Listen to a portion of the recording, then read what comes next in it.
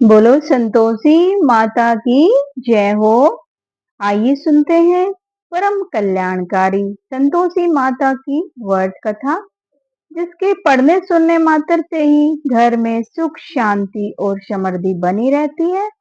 जो भक्त माता संतोषी का व्रत करता है या कथा को सुनता है, माता की कृपा सदा उस पर बरसती रहती है। तो बोलिए संतोषी माता की जय हो। एक गांव में एक बुढ़िया रहती थी, जिसके 7 बेटे थे। 6 बेटे कमाने वाले थे और एक बेटा निकम्मा था। बुढ़िया माई 6 पुत्रों का झूठा 7वें पुत्र को देती और 7वां पुत्र एक दिन अपनी पत्नी से बोला, देखो मेरी माता का मुझ पर कितना प्रेम है।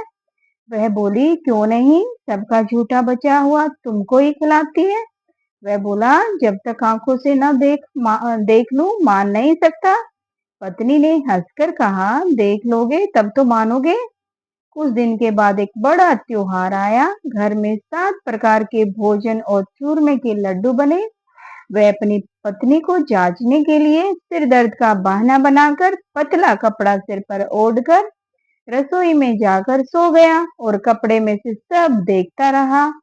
6 भाई भोजन करने आए। उसने देखा माँ ने उनके लिए सुंदर सुंदर आसन बिछाए, 7 प्रकार की रसोई परोसी और आग्रह कर करके उनको भोजन कराती रही। वह देखता रहा। 6 भाई भोजन कर उठ गए।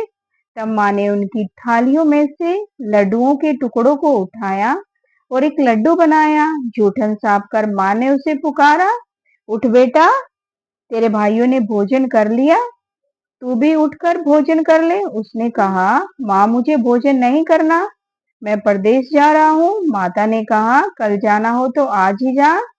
वह बोला, हाँ हाँ आज ही जा रहा हूँ। ये कहकर वह घर से निकल गया। चलते समय उसे पत्नी की याद आई। वह गौशाला में कंडे थाप रही थी। वहां जाकर वह बोला, मेरे पास तो कुछ नहीं है, ये अंगूठी है सो ले लो और अपनी कोई निशानी मुझे दे दो। वह बोली, मेरे पास क्या है, ये गोबर भरा हाथ है। ये कहकर पत्नी ने उसकी पीठ पर गोबर के हाथ की थाप मार दी और वह चल दिया। चलते चलते दूर देश में पहुंचा। वहां एक साहूकार की दुकान थी।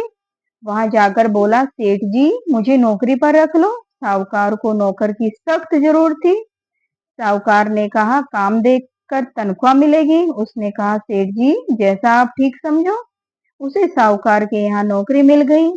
वह वहां दिन रात काम करने लगा। कुछ दिन में दुकान का लेन देन, हिसाब किताब, ग्राहकों को माल बेचना, सारा काम करने लगा। साहूकार के 7-8 नौकर थे।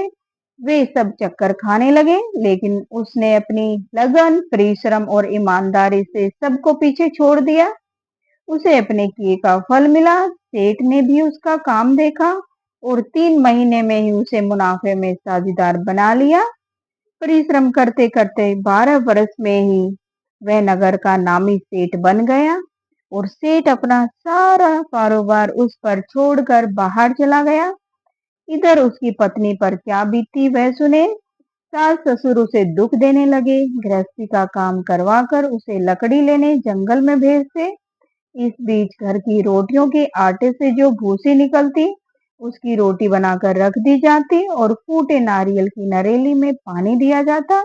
इस तरह दिन बीतते रहे। एक दिन वह जब जंगल में लकड़ी लेने जा रही थी, तब उसे रास्ते में बहुत सी स्त्रियां संतोषी माता का व्रत करते दिखाई दी।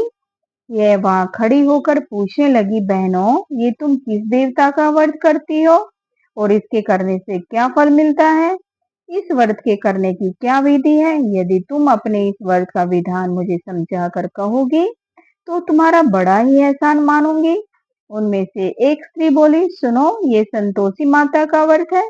इसके करने से निर्धनता, दरिद्रता का नाश होता है, लक्ष्मी आती है, मन की चिंताएं दूर होती हैं, मन को प्रसन्नता और शांति मिलती है, निपुति को पुत्र मिलता है, फिर प्रीतम बाहर गया हो तो वह शीघ्र ही लौट आता है, कुंवारी कन्या को मनपसंद वर मिलता है, चलता मुकदमा खत्म हो जाता है, कलह कलेश की निवृत्ति हो, मुख शांति होती है, घर में धन जमा हो, धन जायदाद का लाभ होता है, तथा और भी मन में जो कुछ कामना हो सब संतोषी माता की कृपा से पूरी हो जाती है। इसमें कोई संदेह नहीं। वह पूछने लगी, ये व्रत कैसे किया जाता है, ये भी बताओ तो बड़ी कृपा होगी। वह स्त्री कहने लगी, बिना परेशानी श्रद्धा और प्रेम से जितना भी बन सके प्रसाद लेना। 5.25 पैसे में 5.25 आने तथा इससे भी ज्यादा शक्ति और भक्ति के अनुसार गुड़ और चना ले। हर शुक्रवार को निराहार रहकर कथा कहना सुनना। इसके ओम बीज कम नहीं टूटे। लगातार नियम पालन के करना। सुनने वाला कोई ना मिले तो घी का दीपक जलाकर उसके आगे जल के पात्र को रख कथा कहना, परंतु नियम ना टूटे।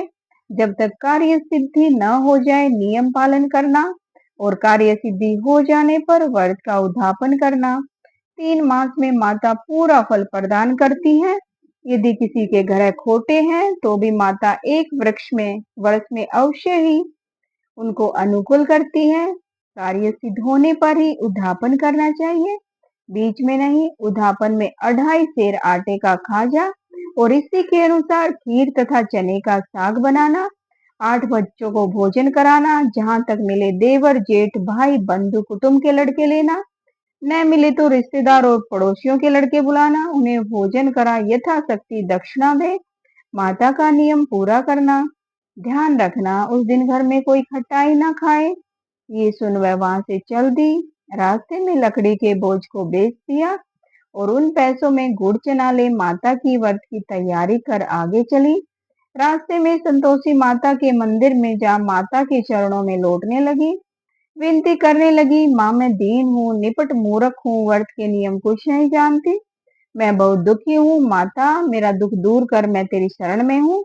माता को दया आई। एक शुक्रवार भी था कि दूसरे शुक्रवार को ही उसके पति का पत्र आया और तीसरे शुक्रवार को उसका भेजा हुआ पैसा आ पहुंचा।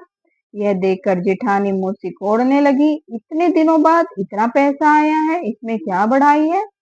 लड़के ताने देने लगे। काकी के पास अब पत्थर आने लगे, रुपया आने लगा। अब तो काकी की खातिर बढ़ेगी, अब तो काकी बुलाने से भी नहीं बोलेगी। बेचारी सरलता से कहती है, भैया पत्थर आए रुपया आए तो हम सबके लिए अच्छा है। ऐसा कहकर आंखों में आंसू भरकर संतोषी माता के मंदिर में जा मातेश्वरी के चरणों में गिरकर रोने लगी। माँ मैंने तुमसे पैसा नहीं मांगा, मुझे पैसे से क्या काम, मुझे तो अपने सुहाग से काम है। मैं तो अपने स्वामी के दर्शन और सेवा मांगती हूँ। तब माता ने प्रसन्न होकर कहा, जा बेटी तेरा स्वामी जल्दी ही आएगा। ये सुन खुशी से बावली हो वह घर आकर काम करने लगी। संतोषी माँ विचार करने लगी, इस भोली पुत्री से मैंने कह तो दिया कि तेरा पति शीघ्र आएगा, पर आएगा कहाँ से। वह तो इसे सौंपन में भी याद नहीं करता। इसे इसकी याद दिलाने तो मुझे ही जाना पड़ेगा। संतोषी माता ने उस बुढ़िया के बेटे को सौंपन में समझाया, पुत्र तेरी घरवाली कष्ट उठा रही है।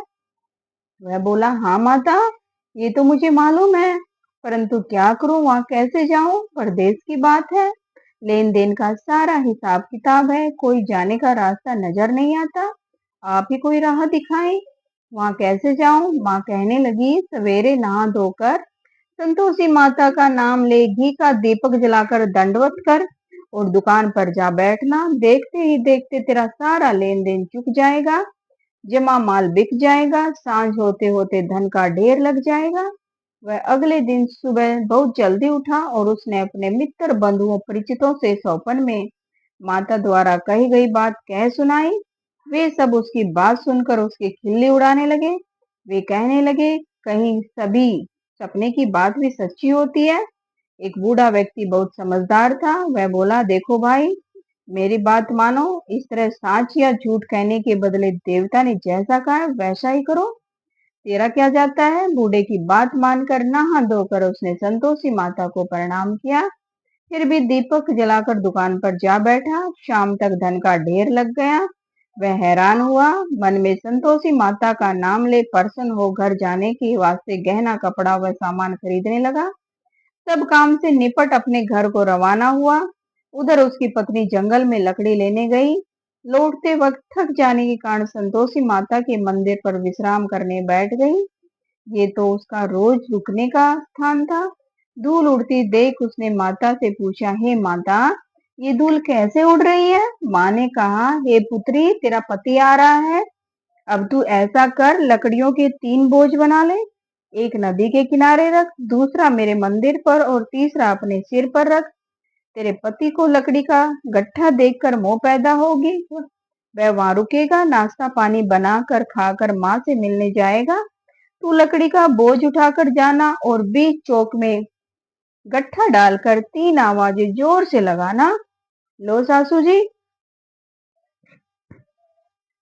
लकड़ियों का गट्ठा लो, भूसी की रोटी दो, नारियल के खोपरे में पानी दो।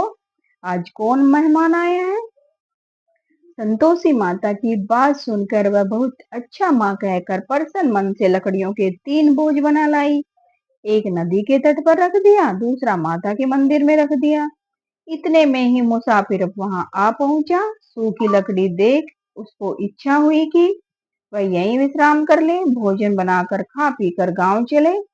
इस प्रकार भोजन कर विश्राम कर वह अपने गांव में आ गया और उसी समय बहू सिर पर लकड़ी का गट्ठा लिए आई और उसने गट्ठे को आंगन में डाल दिया और जोर से 3 आवाजें लगाई। लो सासू जी, लकड़ी का गट्ठा लो, भूसी की रोटी दो, नारियल के खोपरे में पानी दो। आज कौन मेहमान आया है?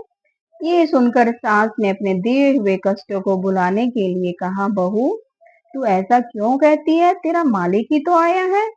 बैठ, मीठा भात खाकर कपड़े गहने पहन। पत्नी की आवाज सुनकर उसका स्वामी बाहर आया और उसके हाथ में अपनी अंगूठी देख व्याकुल हो गया। उसने माँ से पूछा, माँ ये कौन है? माँ बोली, बेटा तेरी पत्नी है। आज 12 बरस हो गए जब से तू गया है, तब से सारे गांव में जानवर की तरह भटकती फिरती है। काम काज कुछ करती नहीं, 4 समय आकर खा जाती है। अब मुझे देखकर भूसी की रोटी और नारियल के खोपरे में पानी मांगती है। वह बोला, माँ मैंने इसे भी देखा और तुम्हें भी। मुझे दूसरे घर की चाबी दो, मैं उसमें रहूंगा। ठीक है बेटा, जैसी तेरी मर्जी, कहकर माँ ने चाबी का गुच्छा बेटे को सामने रख दिया। उसने दूसरे घर को खोलकर सारा सामान जमाया और एक ही दिन में वहां राजा के महल जैसे ठाट बाट हो गए। अब क्या था, वह सुख भोगने लगी। अगला शुक्रवार उसने पत्नी से कहा, मुझे संतोषी माता का उद्यापन करना है। पति बोला, बहुत अच्छा, खुशी से करो। वह उद्यापन की तैयारी करने लगी। जेठ के लड़कों को भोजन के लिए कहने गई। उन्होंने मंजूर किया, परंतु पीछे से जेठानी ने अपने बच्चों को सिखाया, देखो रे, भोजन के समय सब लोग खटाई मांगना, जिससे उसका उद्यापन पूरा न हो। लड़के भोजन करने आए, खीर पेट भर कर खाई, परंतु बात याद आते ही कहने लगे, हमें कुछ खटाई खाने को दो। खीर खाना हमें भाता नहीं, देखकर अरुचि पैदा होती है। लड़के उठ खड़े हुए और बोले, पैसे लाओ। भोली बहू कुछ नहीं जानती थी, उसने उन्हें पैसे दे दिए। लड़की बाजार में जाकर उन पैसों से इमली खरीदी और खाई। ये देखकर बहू पर माता जी ने कोप किया। राजा के दूत उसके पति को पकड़ कर ले गए।